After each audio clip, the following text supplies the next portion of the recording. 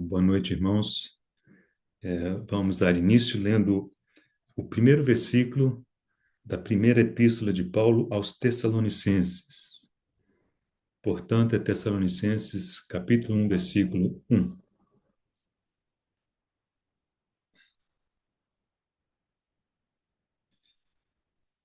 Paulo, Silvano e Timóteo, a igreja dos Tessalonicenses, em Deus Pai e no Senhor Jesus Cristo. Graça e paz a vós outros. E agora, no livro de Atos, queremos reconhecer esses nomes. Atos capítulo 16.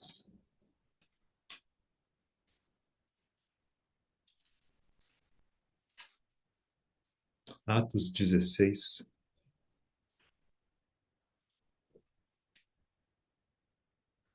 Os primeiros três versículos.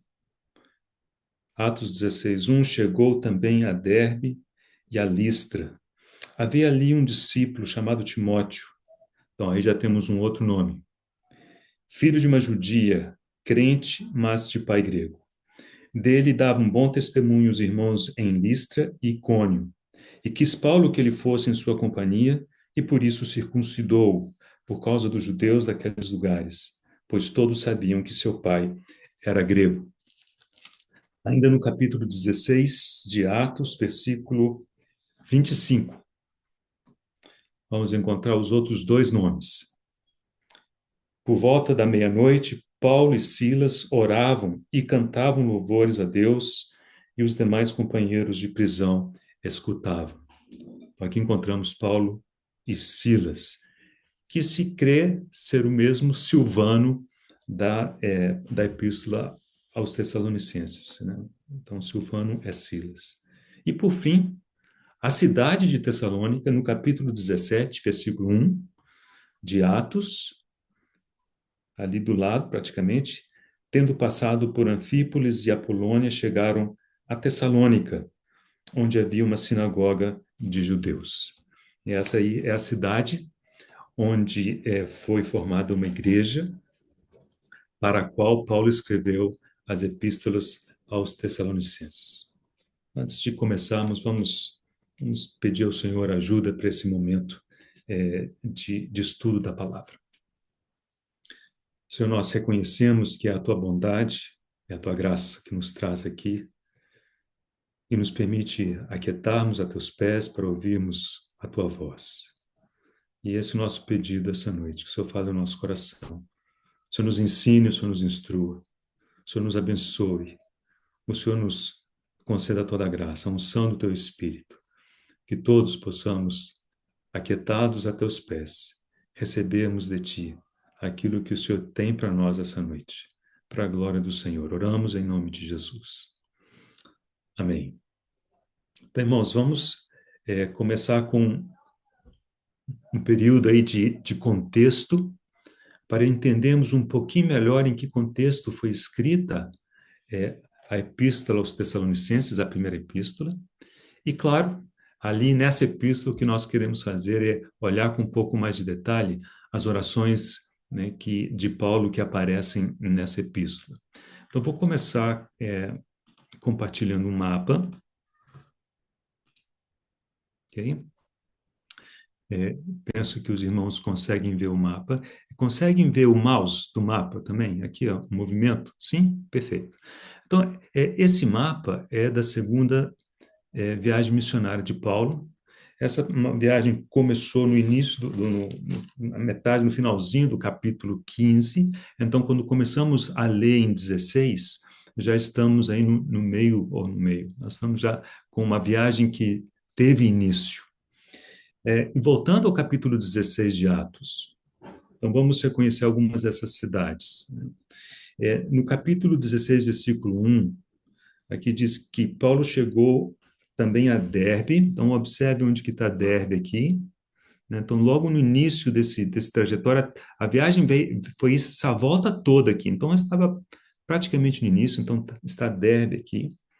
E Listra, a cidade logo a seguir. E aqui ele encontrou Timóteo. Ele circuncidou Timóteo E por que que o circuncidou? Porque ele quis que Timóteo o acompanhasse na viagem. Então é importante a gente entender que a partir deste ponto na viagem, Timóteo estava com Paulo e com Silas, né? Aí diz o texto no versículo 2, capítulo 16, dele davam um bom testemunho os irmãos em Listra e Icônio. Listra é essa cidade, e Icônio logo a seguir. Muito bem? O que que o texto nos conta? A gente já viu isso em outros estudos, mas em poucas palavras, a intenção de Paulo era vir pregar o evangelho aqui na Ásia, essa parte aqui, né, da Turquia de hoje. Mas o Espírito do Senhor não o permitiu. Depois, então, eles vieram para cá e tentaram ir para Bitínia, mas também o Espírito não permitiu, e eles contornaram Mísia e chegaram a Troade. Em Troade, eles tiveram a visão de um varão macedônio que lhes rogava que eles passassem para Macedônia para ajudá-los, né? Então, observem o versículo 11 do capítulo 16. Nós vamos ler alguns versículos apenas para contextualizar esse trecho da viagem. Versículo 11 diz: Tendo, pois, navegado de Troade, seguimos em direitura a Samotrácia, no dia seguinte a Neápolis. Então, observe, aqui eles foram na direção de Samotrácia, mas aportaram em Neápolis, né? E dali a Filipos. Então, está aqui a cidade de Filipos, foi a primeira cidade em que temos registro que o evangelho chegou à Europa. Foi então esse primeiro momento em que o evangelho entrou na Europa, foi quando Paulo e seus companheiros chegaram a Filipos. Conhecemos a história de Filipos, né? Não havia sinagoga, então eles foram para um local de oração, encontraram algumas mulheres que prestaram atenção ao que eles disseram, Deus tocou o coração delas, né? Quando estudamos, né, no Grandioso Médico, a história de Lídia, depois a do carcereiro, então vimos um pouco dessa história, né? Conhecemos então o que aconteceu, Paulo e Silas acabaram em prisão, foram açoitados, no entanto eles cantaram louvores, oraram, e naquela noite o Senhor os visitou, as portas da prisão se abriram, e quando o carcereiro chegou, achando que eles haviam fugido, ia suicidar-se, Paulo disse, não te faças mal, estamos todos aqui. E então o carcereiro se prostrou e disse, o que eu faço para ser salvo? Então temos aquela frase tão bonita de Paulo, disse, crê no Senhor Jesus e serás salvo, tu e a tua casa. Bem, então, as coisas prosseguiram, não terminou ali, porque o carcereiro foi batizado, mas depois do batismo, pelo jeito, ele teve que levá-los de volta à prisão. E no dia seguinte, as autoridades, ficaram sabendo que eles eram cidadãos romanos, decidiram soltá-los meio às escondidas. Paulo disse, negativo. Eles nos prenderam sem julgamento, nos açoitaram sem julgamento. Eles vêm aqui pessoalmente nos libertar. Então, eles foram lá, com muito jeito, libertaram Paulo e Silas, e eles, então, saíram da cidade, só que antes de sair da cidade, eles passaram na casa de Lídia e confortaram os irmãos, né? E dali eles prosseguiram viagem. E essa é a parte que nos interessa conhecer agora. Então, aí onde começa o capítulo 17. Então, diz assim, 17:1, tendo passado por Anfípolis e Apolônia. Então, acompanha aqui no mapa, aqui, os nomes estão aqui, ó, Apolônia e Anfípolis, mas a sequência está aqui, ó, de Filipos, passaram por Anfípolis, depois Apolônia e chegaram a Tessalônica, onde havia uma sinagoga de judeus. Ao contrário de Filipos, onde não havia sinagoga, em Tessalônica já havia uma sinagoga de judeus, né? Então, vamos ler o que aconteceu em Tessalônica, porque ela está diretamente relacionado com a epístola, claro que vamos considerar logo em breve. Capítulo 17 de Atos, versículo 2. Paulo, segundo seu costume, foi procurá-los e por 3 sábados arrazoou com eles acerca das Escrituras. Aqui essa frase importante para nós, 3 sábados. A leitura mais natural desse texto é que foram 3 sábados consecutivos. Não precisam ser 3 sábados consecutivos, mas o mais natural é imaginar que foram consecutivos. Então, ele foi e ministrou por 3 sábados. Se foram consecutivos ou não, o fato é que Paulo não ficou muito tempo em Tessalônica. Ele ficou num período curto. E isso é muito importante porque nós precisamos lembrar que aqueles irmãos que receberam a palavra em Tessalônica eram como que bebês em Cristo, recém-convertidos. Paulo não havia passado muito tempo com eles, né? E isso vai se refletir em algumas coisas que leremos na epístola de 1 aos Tessalonicenses. Okay? Então, versículo 3, o que ele ministrou durante esses 3 sábados? Versículo 3, expondo e demonstrando ter sido necessário que o Cristo padecesse e ressurgisse dentre os mortos. E este, dizia ele, é o Cristo, Jesus, que eu vos anuncio.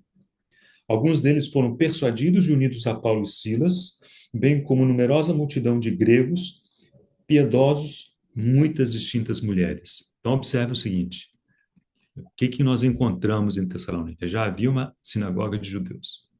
Alguns deles creram. Além disso, aqui fala de gregos.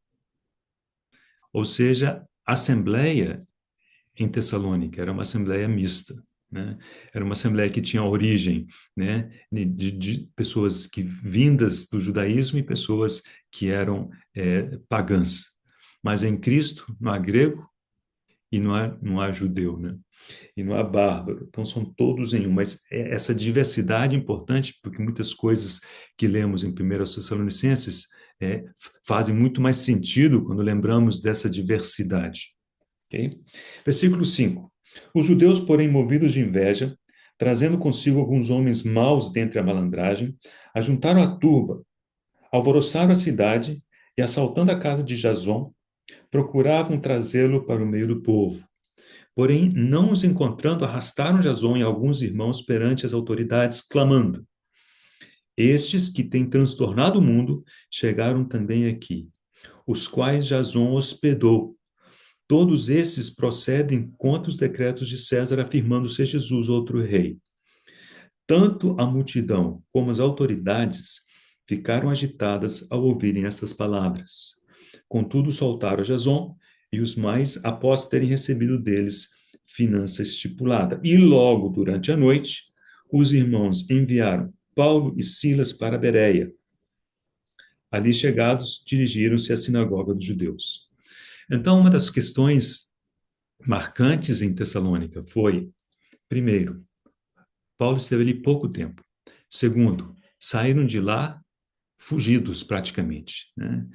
Em meio a muita tribulação, em meio à perseguição. E se os irmãos observaram, em 1 aos Tessalonicenses, Paulo faz menção a essas perseguições, a essas tribulações. Então, quando ele fala dessas perseguições em 1 Tessalonicenses, está se referindo a estes eventos que lemos aqui no capítulo 17. Bem, mas então passaram rapidamente por Tessalônica e foram para Bereia. Acompanhe aqui no mapa, é o seu próximo ponto. O que temos aqui em Bereia? Versículo 11. Ora, esses de Bereia eram mais nobres que os de Tessalônica, pois receberam a palavra com toda avidez, examinando as Escrituras todos os dias para ver se as coisas eram de fato assim. Com isso, muitos deles creram, mulheres gregas de alta posição e não poucos homens. Mas logo que os judeus de Tessalônica souberam que a palavra de Deus era anunciada por Paulo também em Bereia, foram lá excitar e perturbar o povo. Então, os irmãos promoveram, sem detença, a partida de Paulo para os lados do mar. Então, vê aqui para o lado do mar, eles navegaram, né? E vamos ver para onde que eles foram, né? Sabemos que eles foram para Atenas. Agora, precisamos de uma frase importante aqui. Porém, Silas e Timóteo continuaram ali. Onde? Em Bereia. Então, Silas e Timóteo ficaram aqui, Paulo foi encaminhado via mar. Os responsáveis por Paulo levaram-no até Atenas. Então, Atenas aparece aqui embaixo, na pontinha da Grécia. Okay? E regressaram trazendo ordem a Silas e Timóteo para que, o mais depressa possível, fossem ter com ele. Obviamente, em Atenas. ok? Então, essa história que temos até aqui. O restante do capítulo 17, irmãos, do livro de Atos, é um relato, né, da experiência de Paulo em Atenas, né? Inclusive de como ele observava a idolatria, né, o discurso que ele fez no Areópago, mas não temos qualquer menção a Silas e Timóteo nesse finalzinho aqui do capítulo 17, ou seja, Atos não nos diz que Silas e Timóteo foram até Atenas. Okay? Então, comecinho do capítulo 18, 18:1. Depois disso, deixando Paulo Atenas, então Paulo está aqui em Atenas, foi para Corinto. Então, partiu para Corinto, onde está essa pontinha do mouse. Ok? E no versículo 5 diz: quando Silas e Timóteo desceram da Macedônia, observe, Macedônia aqui, né? Supostamente eles estavam nessa região. A gente pode imaginar que eles tinham ficado em Bereia, mas nós veremos que talvez não tenha sido isso. Eles desceram da Macedônia, Paulo se entregou totalmente à palavra, testemunhando aos judeus que Cristo é Jesus. Ok? Bem, então, agora nós vamos fechar essa sequência. Para fechar essa sequência, nós precisamos ir para 1 Tessalonicenses, porque lá encontramos uma sugestão que não conseguimos encontrar em Atos. Então, um texto complementará o outro. E com isso nós vamos entender melhor o contexto em que a primeira epístola aos Tessalonicenses foi escrita. Então, abra comigo. Acho que não preciso mais do mapa, os irmãos lembram quem dessa sequência. Vamos abrir, então, em 1 Tessalonicenses,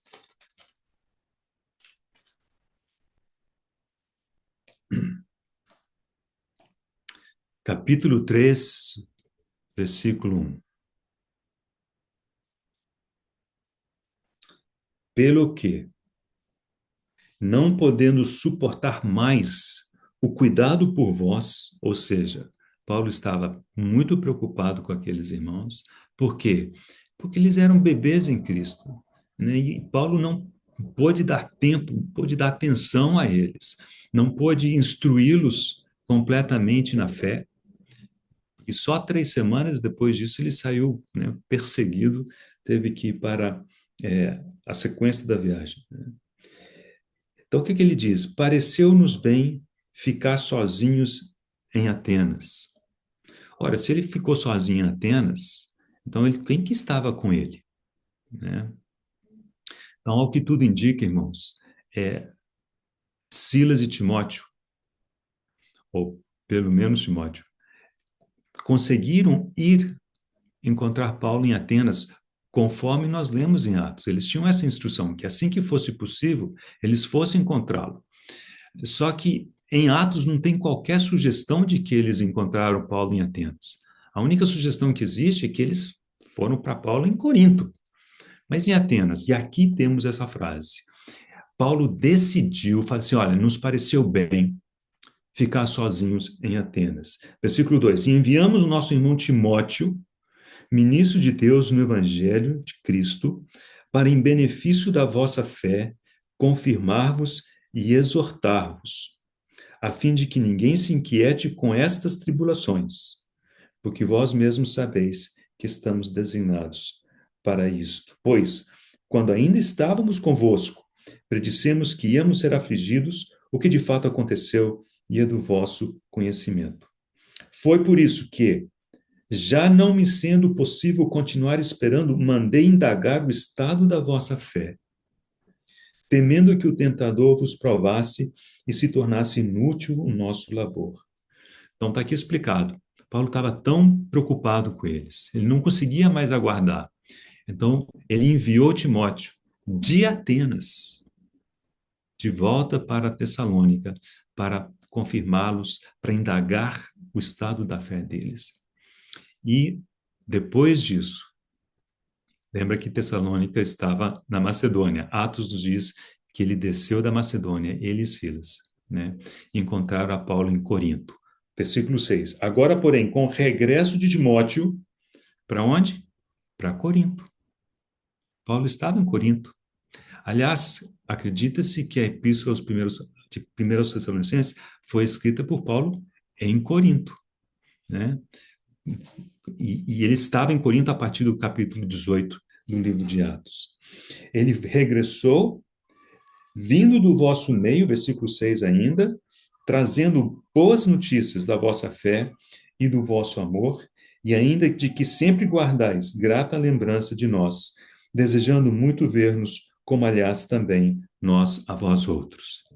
Então temos aqui, digamos, qual que foi o momento e a motivação que Paulo teve para escrever a epístola de 1 aos Tessalonicenses. Então, tendo passado muito rapidamente por Tessalônica, ele acabou chegando em Atenas. Em Atenas, ele estava esperando por Silas e Timóteo. Atos não nos diz que eles foram para Atenas, mas a gente infere que isso aconteceu pelo livro de 1 aos Tessalonicenses. E estando eles com Paulo, Paulo decidiu enviá-los de volta, ou pelo menos Timóteo, de volta para Tessalônica, para indagar o estado da fé daqueles irmãos. Lá foi Timóteo.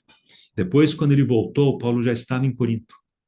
Ele e Silas encontraram Paulo em Corinto e comunicaram o que eles viram. E Paulo se sentiu tão encorajado, né, pelas boas notícias, que ele escreveu a carta de 1 aos Tessalonicenses, né? Acredita-se que essa carta foi escrita por volta do ano 52 ou 53 desta era, né? E possivelmente a hipótese mais bem aceita é que tenha sido a primeira epístola de todas as que a gente tem no Novo Testamento. Existe uma hipótese menos aceita de que Gálatas foi a primeira epístola escrita, né? Mas nós vamos manter isso realmente não faz a menor diferença para a gente. Mas, ao que tudo indica, Tessalonicenses foi a primeira epístola que temos registrada de Paulo no Novo Testamento. Então, esse é o contexto. Esse é o contexto da epístola. O cuidado de Paulo com esses irmãos bebês em Cristo.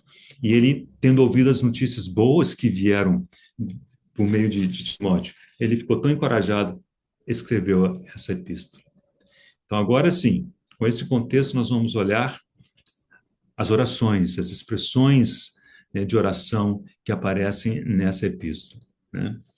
E a primeira ocorre logo no início dela, na forma de ações de graça.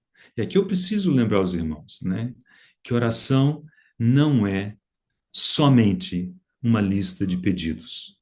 Oração é mais do que isso. Oração envolve ações de graça. Orações envolvem adoração a Deus, né? Sim, envolvem clamor, envolvem súplica, né? Envolvem adoração, votos, doxologias, tudo isso, né, está no grande contexto da oração.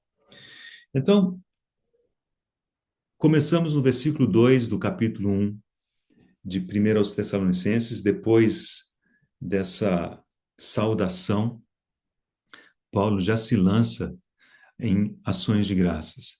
E é interessante observar que esse é o padrão dele em praticamente todas as epístolas. Começa com ações de graças. Versículo 2: Damos sempre graças a Deus por todos vós, mencionando-vos em nossas orações, e sem cessar, né?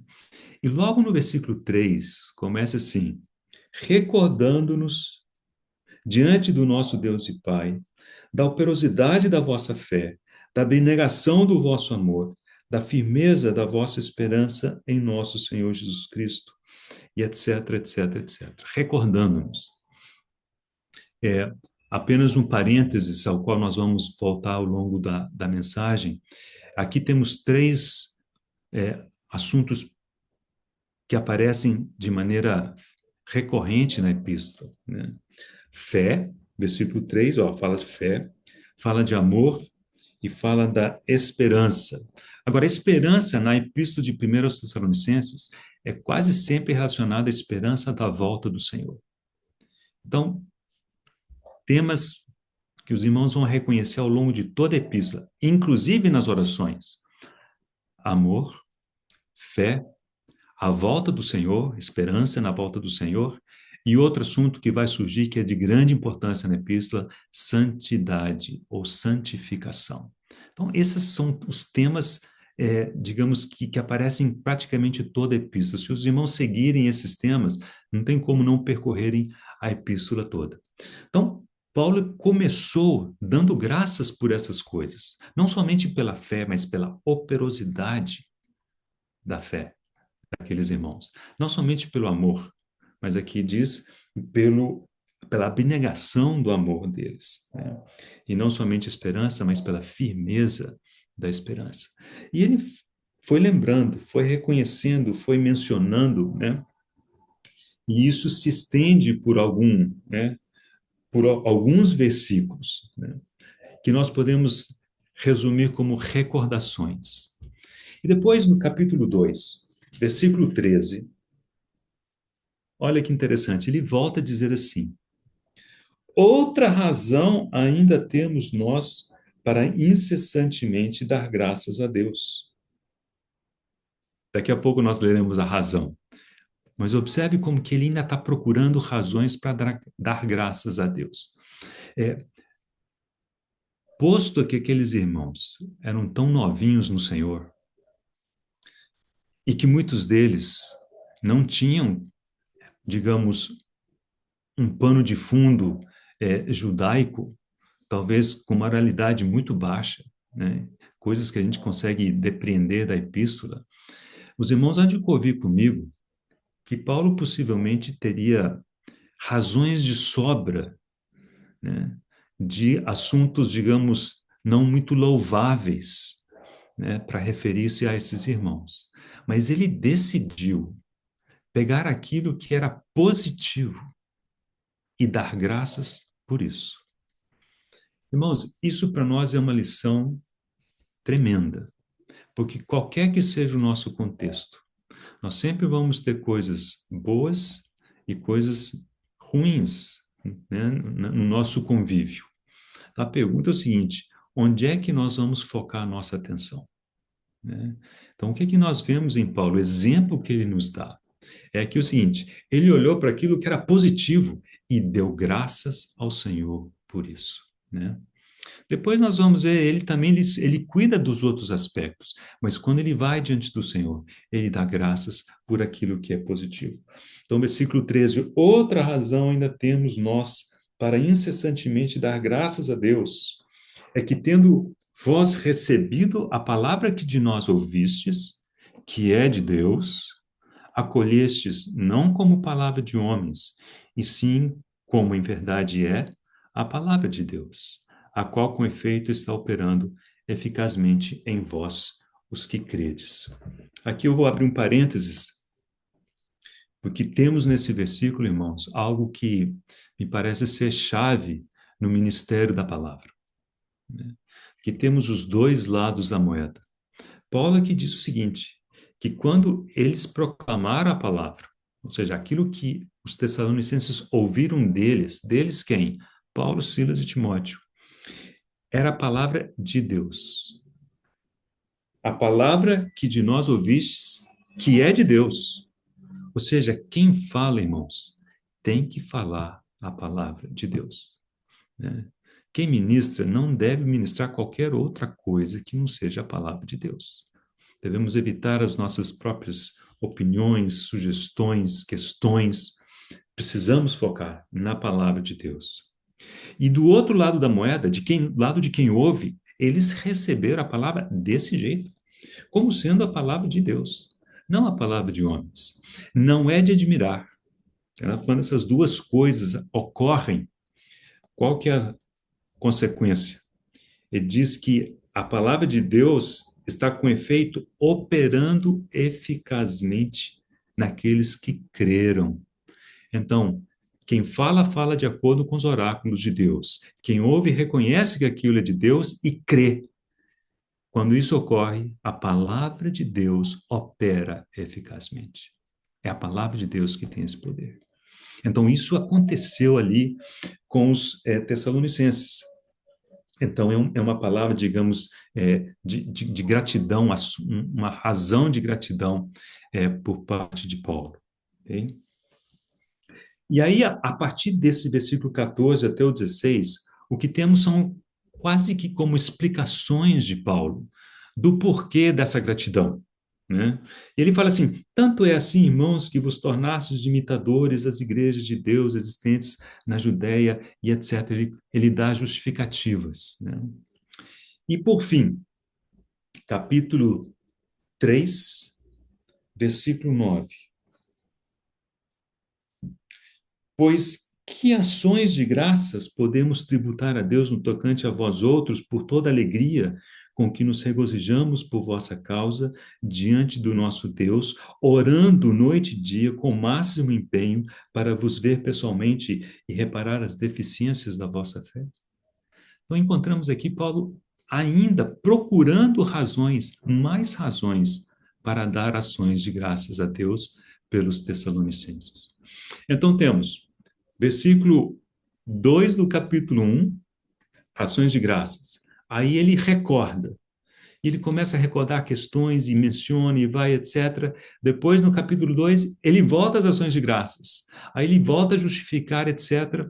Isso me lembra, às vezes, as nossas orações. A gente começa e a cabeça vai lembrando de certas coisas. Então, que a gente vê, nós estamos lá do outro lado do mundo, a gente tem que voltar. Não, mas aqui temos um pouco disso na oração de Paulo. Ele recorda, ele explica, ele recorda, dá graças, volta a explicar, volta a justificar. E no capítulo 3, versículo 9, ele fala assim: ainda que outras razões temos para dar graças por vocês. Então, temos aqui, nessa primeira parte da oração de Paulo, que é a parte de ações de graças, um exemplo do que ele mesmo instrui no final dessa epístola. Porque no capítulo 5, versículo 18, ele diz assim: em tudo dai graças, pois esta é a vontade de Deus para convosco em Cristo Jesus. Irmãos, ele deu esse exemplo nas suas orações. Ele deu graças por aqueles jovens irmãos que seguramente tinham muitos defeitos, né? Mas ele decidiu dar graças por aquilo que era claramente a operação de Deus e a bênção de Deus na vida desses irmãos. Okay? Então, temos esse primeiro começo, né? É um começo que trata das ações de graças de Paulo. Nunca esqueçamos de quando nós pararmos para orar, darmos graças a Deus. Né? E faça como Paulo, procure as razões para dar graças, né? Porque você vai encontrar. Né? Esse é um exercício que, que vale a pena ser feito. Bem, vamos passar um segundo ponto, porque aqui os versículos 9 e 10 são uma introdução a uma oração central que existe, né, na epístola, que são os versículos 11, 12 e 13, né, que são os versículos que Irmão Jefferson colocou na chamada. Okay? Então, se voltarmos ao capítulo 1, o que nos impressiona aqui é que a visão que Paulo tinha desses irmãos era muito positiva. Então, já vimos o versículo 3, ele fala da operosidade da fé deles. Depois, versículos 7 e 8 do capítulo 1 ainda diz: de sorte que vos tornastes modelo para todos os crentes na Macedônia e Acaia, porque de vós repercutiu a palavra do Senhor, não só na Macedônia e na Acaia, mas também por toda parte se divulgou a vossa fé para com Deus, a tal ponto de que não temos necessidade de acrescentar coisa alguma. Então, olha que interessante. Por um lado, ele fala assim, da operosidade da vossa fé. Aí que diz que a fé deles repercutiu e todos reconheceram, né? Eles eram modelo. Aqui diz que não tem necessidade de acrescentar nada. Mas quando chegamos a esse último período de ações de graças de Paulo, né? No versículo 10 do capítulo 3 em particular, encontramos uma frase complementar, que é o outro lado da moeda, né, da fé dos Tessalonicenses. E ao invés de operosidade da vossa fé, encontramos deficiências da vossa fé. Então veja o capítulo 3, versículo 10. Orando noite e dia, com máximo empenho, para vos ver pessoalmente e reparar, completar, preencher as deficiências da vossa fé. Pode parecer contraditório, mas, irmãos, não é. O fato é que não importa em que estágio estejamos, né? A nossa fé sempre terá deficiências. Ela nunca será completa, né? Ela precisa ser completada. E aqui, Paulo orava dia e noite para que ele, estando presente com eles, pudesse contribuir, colaborar para reparar essas deficiências, né? Daqui a pouco nós vamos ver isso aparecer na oração. Mas antes da gente entrar nessa oração, vamos ver uma coisa muito parecida logo no início da Epístola aos Romanos. Então, abra comigo em Romanos capítulo 1.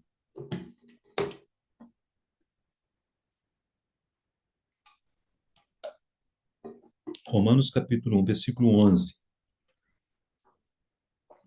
Aqui, claro, Paulo escrevendo aos Romanos. Um contexto bastante parecido. Romanos 1, 11. Porque muito desejo ver-vos, a fim de repartir convosco algum dom espiritual, para que sejais confirmados. Vocês percebem, nos dois versículos, o que encontramos é Paulo expressando, manifestando o desejo de estar junto para repartir um dom espiritual, para complementar as deficiências da fé. E aqui me parece que existe um princípio, e esse princípio é que é quando estamos juntos é que essas coisas acontecem de forma mais eficaz, né? Quando nos reunimos, estamos juntos, quando temos comunhão, né? Então, o Senhor, pelo seu Espírito, ele vai usando um e outro para completar as deficiências da nossa fé. Claro, imaginando que esses tessalonicenses eram recém-convertidos, seguramente eles tinham muitas deficiências da fé. Então, por exemplo, uma delas era imaginar que aqueles que haviam adormecido em Cristo teriam perdido, né, digamos, o privilégio de estar com o Senhor, né, no momento do arrebatamento. E Paulo diz, olha, não, eles vão ressuscitar primeiro, né? Depois nós, os vivos, os que ficarmos, né, estaremos com eles nas nuvens. Então, assim, na epístola a gente percebe uma série de, abre aspas, deficiências da fé. E Paulo desejava estar com eles para completar, preencher essas deficiências. E por isso ele orou. O versículo 10 diz que ele orou noite e dia, com máximo empenho. Para quê? Para vê-los pessoalmente e reparar as deficiências da vossa fé. Agora vamos entrar na oração propriamente dita.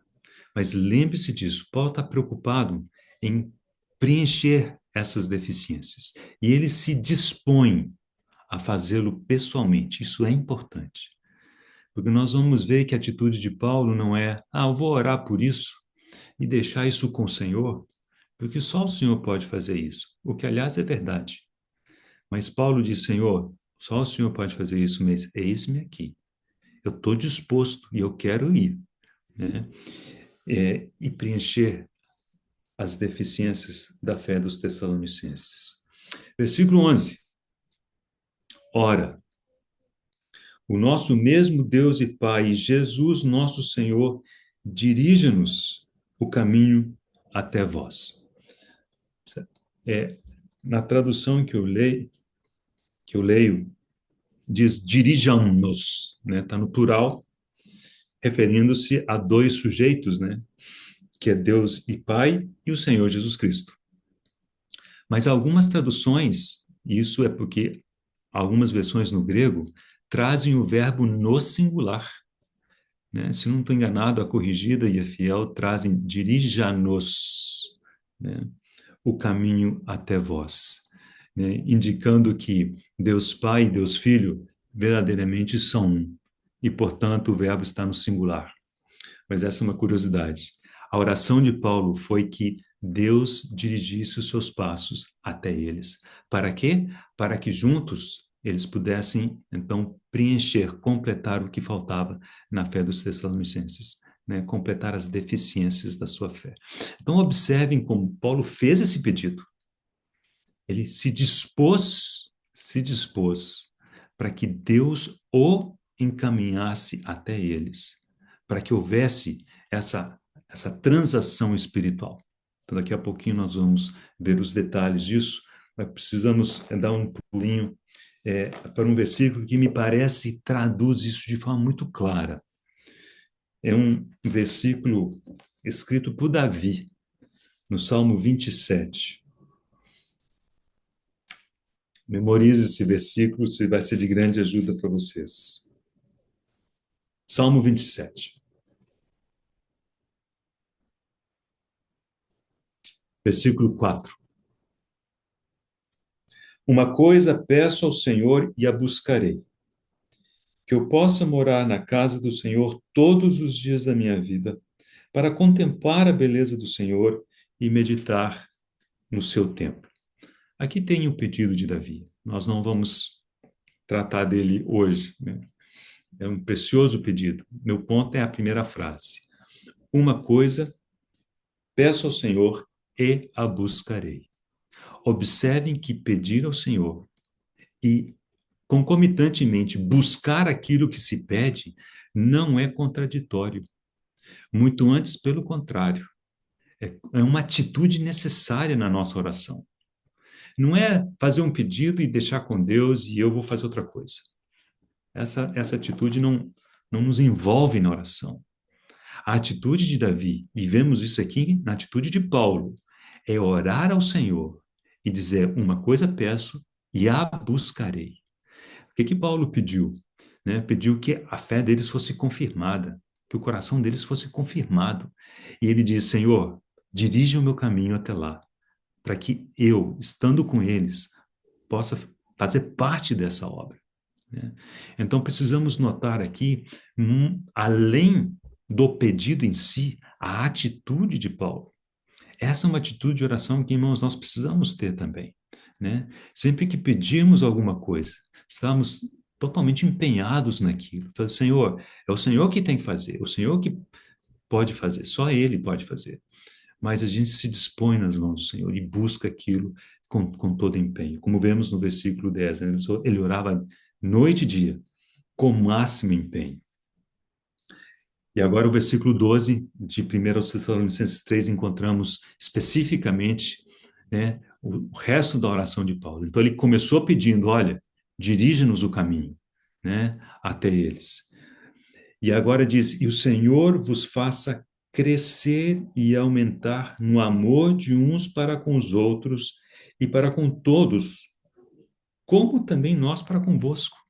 Mais uma vez, Paulo se colocando na oração. Então, por um lado, ele diz com respeito ao amor deles, ele fala: ó, precisa crescer, precisa aumentar. Irmãos, isso é sempre verdade. Não importa quanto tempo você já tem de caminhada com o Senhor. A nossa fé precisa ser completada, o nosso amor precisa crescer, ele precisa aumentar. E quanto mais isso era verdade para aqueles tessalonicenses que eram recém-convertidos.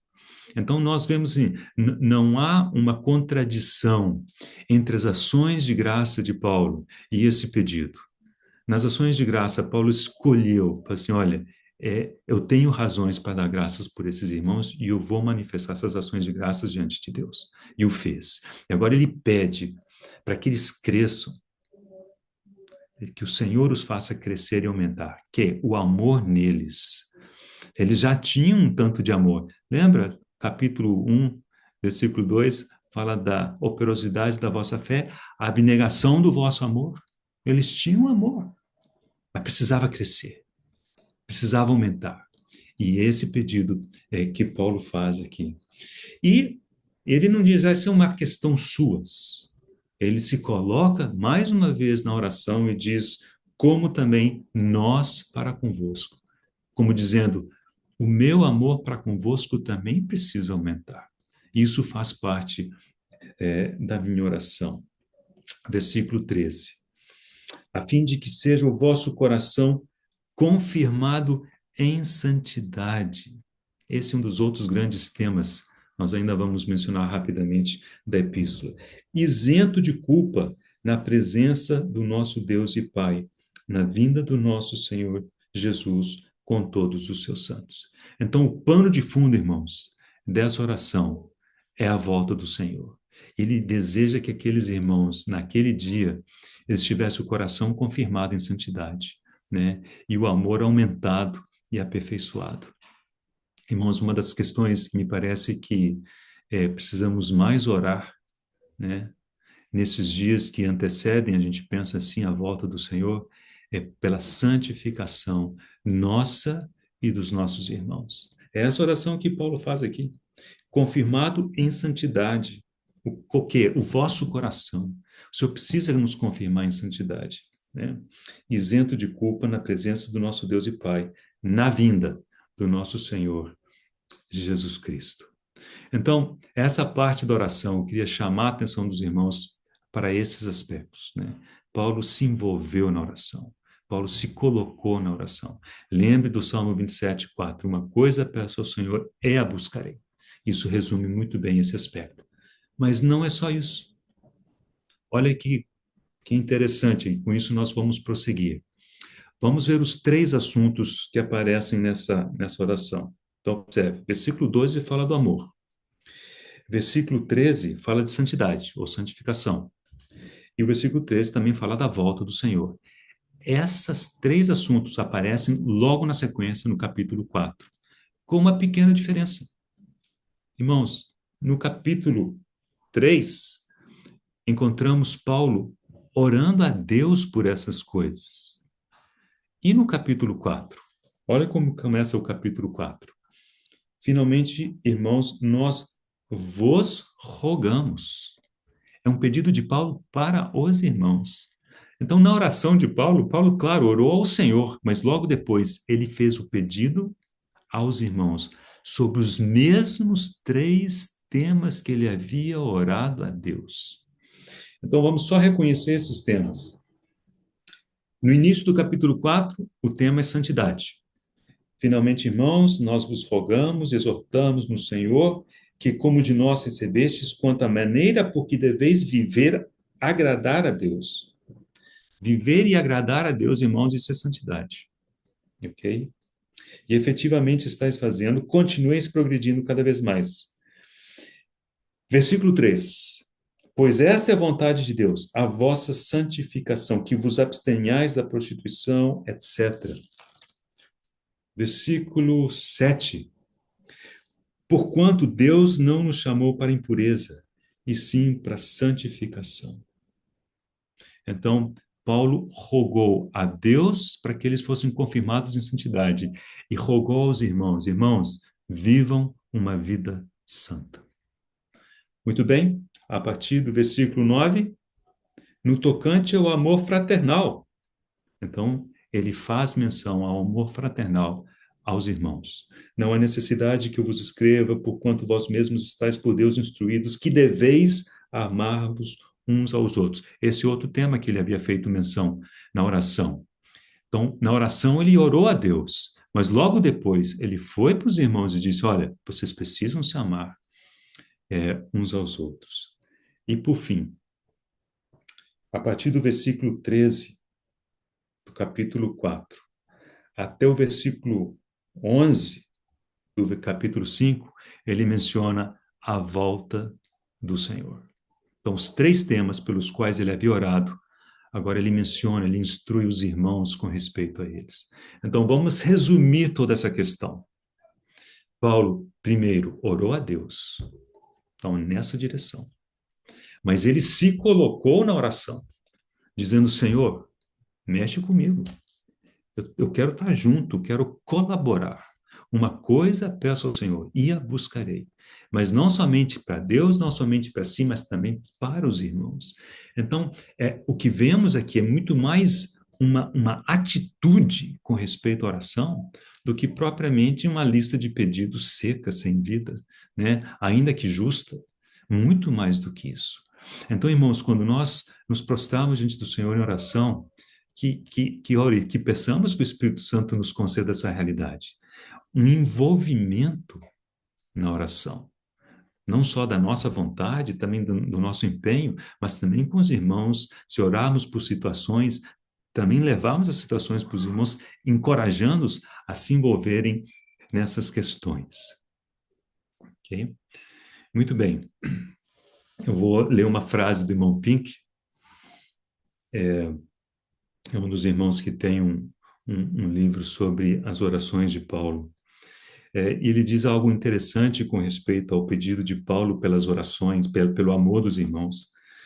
E ele diz algo assim, ó, não devemos inferir do pedido do apóstolo por algo específico, no caso o amor, por exemplo, que aqueles por quem ele pediu eram deficientes naquilo. Mas ao contrário, pelo fato de Paulo ter percebido que uma certa graça estava em salutar exercício, sentiu-se encorajado a rogar a Deus por um aumento dessa graça. Então, irmãos, será que isso às vezes não é um complemento? Porque o que a gente tende a fazer? A gente fica procurando o que está faltando, né? A gente só pensa naquilo que falta e oramos para que Deus preencha o que falta. Amém. Esse é um pedido justo. Mas existe um outro aspecto. É a gente observar o que já está em funcionamento, o que já está em exercício e pedir que Deus aumente, pedir que Deus fortaleça, pedir que Deus confirme. E se nós observarmos com cuidado, é isso que acontece nessa oração do apóstolo Paulo, no capítulo 3, versículos de 11 a 13. Então, essa frase do Pink nos ajuda a entendermos isso. Bem, o próximo ponto, já antecipei, é o assunto da santificação. E ele naturalmente nos leva até o final da epístola.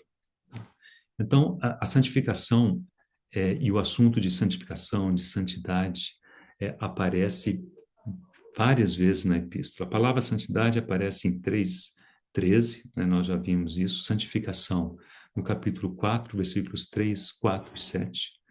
E, daqui a pouco, né, capítulo 5, o Deus da paz vos santifique em tudo. Então, nós temos esse santifica. Agora, o ponto que eu gostaria de lembrar para os irmãos aqui é o seguinte, observe a ênfase que Paulo dá em santificação. Mas esses irmãos eram recém-convertidos. Alguém poderia perguntar assim, será que Paulo não estava pegando pesado demais com esses irmãos? Isso reflete muitas vezes a nossa posição, né? Isso com pessoas recém-convertidas, às vezes com os jovens, às vezes com as crianças, né? A gente não quer apertar demais, né? E não se trata de apertar demais, mas o fato, irmãos, é que santificação tem que fazer parte da nossa vida cristã desde o dia da nossa conversão. Santificação não é uma coisa que a gente pode empurrar para frente, não, só depois de muitos anos de caminhada que nós vamos começar a pensar em nos santificarmos diante do Senhor. Aqueles irmãos eram recém-convertidos. Paulo estava dando instruções para eles deixarem a prostituição, aquele pessoal que veio da Grécia, né, que eram pagãos, os costumes deles eram horríveis, né? E eles se converteram e Paulo diz, olha, isso tem que ser separado, isso aqui tem que ser santificado, vocês têm que se santificar diante do Senhor. Então ele insistiu nesse assunto e faz parte da sua oração. E ele faz parte da oração no sentido, né, de Deus, no sentido dos irmãos, porque ele diz, olha, a vontade de Deus é que você seja santificado. Então, esse é um aspecto importante. Lembrar que santificação nunca é inadequado. Desde o nosso primeiro dia de vida no Senhor, nós devemos encorajar os irmãos a se santificarem. Agora, um outro ponto, e esse ponto vai aparecer em muitas outras orações de Paulo, que veremos ao longo do tempo, se o Senhor assim permitir, é o seguinte. Então, vamos lá. Vamos abrir em 1 Coríntios, capítulo 1. Eu já vou concluir, irmãos. 1 Coríntios, capítulo 1, versículo 30.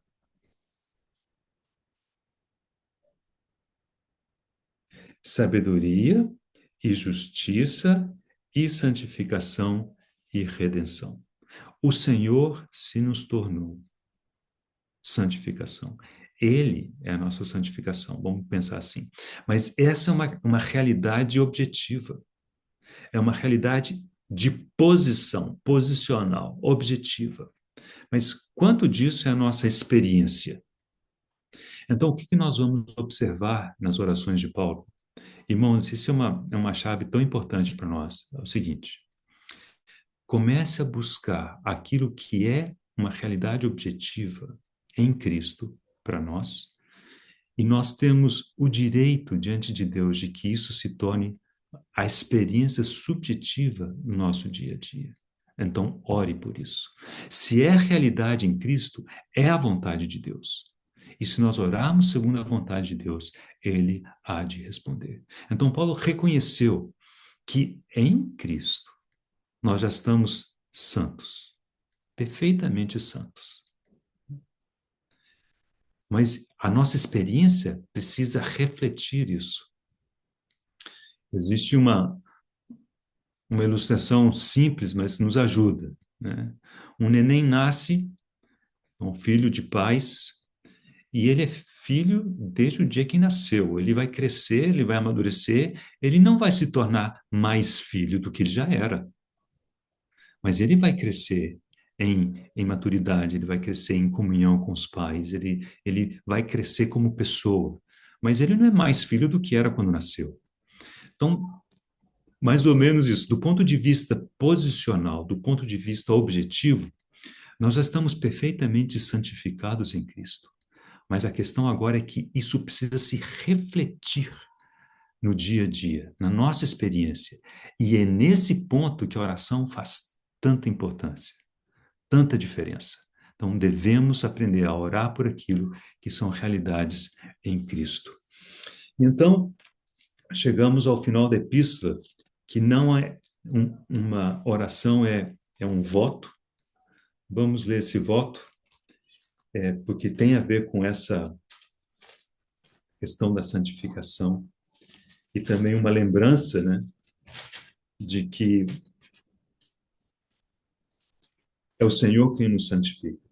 Capítulo 5 de 1 Tessalonicenses, versículo 23. Algumas traduções começam com e o mesmo Deus da paz, e esse e vincula a tudo o que está logo antes, que fala de evitar que alguém retribua mal por mal, de regozijar sempre, de orar sem cessar, de dar graças em tudo, de não apagar o espírito, de não desprezar profecias, de julgar todas as coisas. E a gente olha para esse tanto de coisa e fala assim, será que eu dou conta? E a resposta é só no Senhor, só pelo Senhor. E aí ele nos lembra, e o Deus da paz vos santifique em tudo, em todas essas coisas.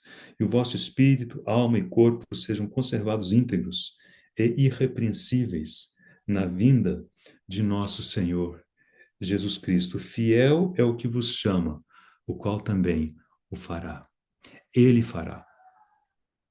Agora observem que ao longo da epístola, Paulo orou por santificação. Ele não disse, você não tomou uma postura do tipo, não, Deus vai fazer, então pronto. Vamos né, vamos descansar nesse fato. Ele orou por aquilo. E a razão é isso, porque aquilo que é objetivo precisa se tornar a nossa experiência subjetiva. Eu vou terminar com duas citações que dizem respeito a esse ponto, né?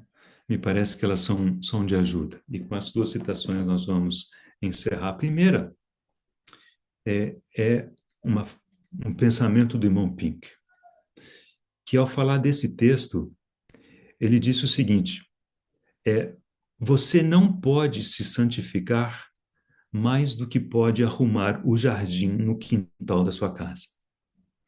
Se Deus não lhe der graça, não fará nenhum nem outro. Agora, por que o jardim da sua casa está arrumado? Porque você se empenhou nisso e fez disso um alvo. Nossa atitude diante de Deus deve ser parecida. Ore, Senhor, santifica a minha vida e faça de mim algo que agrade o teu nome. Então vemos como essas duas coisas precisam andar juntas. E a oração nos ajuda a isso. Pedir ao Senhor e buscar. Uma coisa peço ao Senhor e a buscarei. E por fim, uma frase do irmão Griffith Thomas, também falando desse texto de 1 Tessalonicenses 5, 23 e 24. É bom e necessário que, de tempos em tempos, consideremos a santidade do ponto de vista humano, a fim de vermos nosso dever e responsabilidade. Mas, agora ele vai dar o contraponto. É igualmente essencial, é importante que também consideremos a santidade como na passagem diante de nós, que é essa de Tessalonicenses, do ponto de vista de Deus, a fim de mantermos em mente as gloriosas realidades da fidelidade de Deus, do poder de Deus e da graça de Deus. Ocupar-nos indevidamente conosco na questão de santidade nos torna autocentrados, mórbidos, temerosos e fracos. Ao ocupar-nos com Deus, descansamos, aquietamos, tornamo-nos fortes e confiantes e crescemos na graça. Amém? Então vamos lembrar de nos colocarmos diante do Senhor em oração por essas questões. Mas lembre da atitude de Paulo. Não é orar e deixar com Deus e eu vou lá fazer outras coisas. Não, é orar e nos colocarmos na presença de Deus. Orar e buscarmos, né? E encorajarmos os irmãos a buscarem também. Senhor, nós somos gratos a Ti pela instrução da Tua palavra e reconhecemos que só pelo Senhor, pela operação do Teu Espírito, é que essas questões podem ser reais para nós. Concede-nos, Senhor, a graça de experimentarmos isso, Senhor, no nosso dia a dia. No nosso dia a dia de oração, às vezes tão fraco, tão pequeno, tão disperso, mas pela Tua bondade, que o Senhor nos leve a tocar nessas realidades com graça. Em nome de Jesus, Senhor, nós oramos. Amém.